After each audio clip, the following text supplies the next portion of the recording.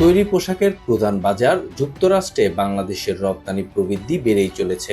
চলিত বছরের প্রথম 4 মাসে দেশটিতে বাংলাদেশের রপ্তানি 29.33% বৃদ্ধি পেয়েছে। সম্প্রতি ইউএস ডিপার্টমেন্ট অব কমার্সের আওতাধীন office of textile and apparel অটেক্সার হালনাগাদ পরিসংখ্যানে এই তথ্য উঠে আসে।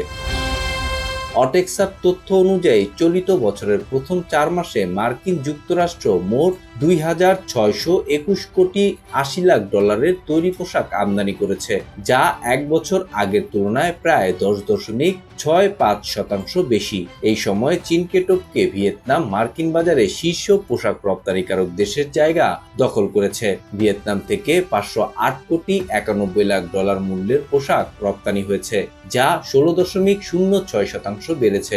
অন্যদিকে চীন থেকে $435.76 কোটি পোশাক আমদানি হয়েছে, যা বছর ব্যবধানে 0.66% বেড়েছে।